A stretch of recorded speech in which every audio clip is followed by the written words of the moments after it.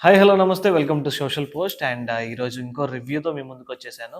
ఏస్ మన విజయ్ సేతుపతి గారి మూవీ అనమాట. ఏస్ అని ఈరోజు రిలీజ్ అయింది అండ్ ఆ మూవీ చూశాను.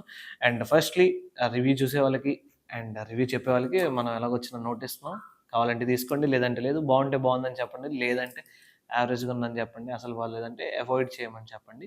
And coming to ace review, first half మొత్తం చూసుకుంటే లైక్ అనుకోకుండా కావాలని కెలుక్కొని తెచ్చుకునే కొన్ని సందర్భాల్లో 'యోగిబాబు' సిట్యుయేషన్ ఉంటదనమాట.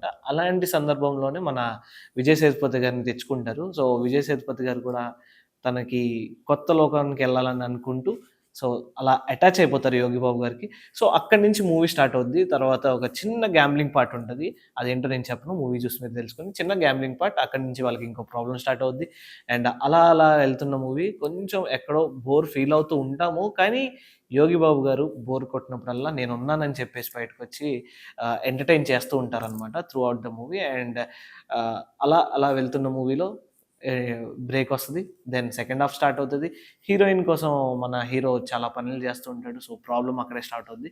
ఎప్పుడైతే హీరోయిన్ కోసం హీరోయిన్ ప్రాబ్లమ్స్ తీర్చడానికి కోసం ఈయన ప్రాబ్లమ్స్ క్రియేట్ చేసుకుంటూ ఉంటాడనమాట.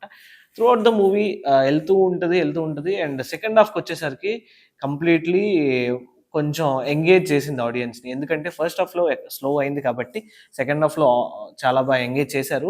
అండ్ బిఫోర్ ఇంటర్వెల్ కొన్ని ఫ్లాష్ షాట్స్ ఏస్తారనమాట. సెకండ్ హాఫ్‌లో ఏం జరగబోతుందని చెప్పేసి. బికాస్ ఆడియన్స్ క్యూరియాసిటీ పెంచడానికి. సో, అవి బాగా వర్కౌట్ అయినాయి. సెకండ్ హాఫ్‌లో ఆడియన్స్ కూర్చోడానికి. అండ్ సెకండ్ హాఫ్‌లో విలన్ క్యారెక్టర్ మరీ ఎక్కువ హైట్ చూపిచ్చారు స్టార్టింగ్‌లో. బట్ ఎక్కడో నాకు మరీ విలన్‌ని ఎక్కువ ఏమి యూజ్ చేసుకోలేదన్నట్టు అనిపించింది. ఈజీగా క్లైమాక్స్ ఇచ్చేసారు ఈ విలన్‌కి. అండ్ 'పృథ్వీరాజ్' గారి క్యారెక్టర్ కూడా చాలా బాగుంది. అండ్ ఫైనల్‌గా ఆయనతోనే ఎండ్ చేశారన్నమాట మూవీ. నాకు తెలిసినంత వరకు విజయ్ సేతుపతి గారి లాస్ట్ మూవీ 'మహారాజా' చూసుకుంటే చాలా హై ఎక్స్‌పెక్టేషన్స్‌తో ఎళ్తారు మీరు మూవీకి. బట్ అంత హై ఎక్స్‌పెక్టేషన్స్ పెట్టుకొనైతే మూవీకెళ్ళకండి. అంత హై ఎక్స్‌పెక్ట్ చేసే అంత ఏం లేదు ఈ మూవీలో.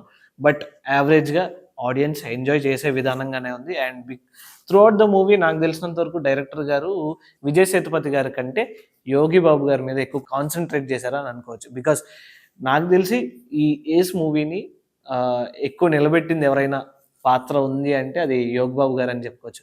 త్రూ ఔట్ ద మూవీ ఆయన్నే ఎంజాయ్ చేస్తూ ఉంటాం. ఆయన నుంచి ఎంటర్‌టైన్‌మెంట్ వస్తూ ఉంటది.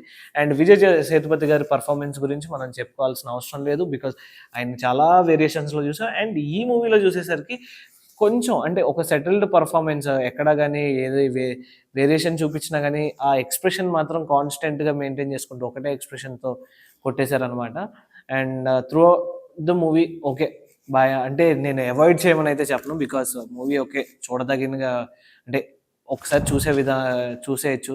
సరదాగా ఎళ్లి ఫ్యామిలీతో కాసేపు 'యోగిబాబు' గారిని ఆయన కామెడీ టైమింగ్‌ని ఎంజాయ్ చేయొచ్చంటే మనం ఎళ్లి సరదాగా చూడొచ్చు. సో, అవాయిడ్ అయితే చేయకండి. తప్పకుండా ఎళ్లి థియేటర్స్‌లో చూడండి. బావుంది సినిమా. అంటే యావరేజ్. నేను దీనికి ఎగబడి ఎళ్లి చూసేయండి అని అయితే మాత్రం చెప్పను. 'మహారాజా'కైతే చెప్పాను అలా. బట్ దీనికైతే ఎళ్లి చెప్పను. కానీ ఎళ్లి చూడండి. అంటే సరదాగా ఫ్యామిలీతో సండే ఎంజాయ్ చేయాలంటే ఈ మూవీకెళ్లి చూడొచ్చు. సో, ఎందుకు ఆలస్యం? ఎవరైనా 'ఏస్' సరదాగా ఎంటర్‌టైన్ అవుదాం అనుకుంటే ఎళ్లి 'ఏస్' మూవీ చూసేసేయండి. Thank you so much.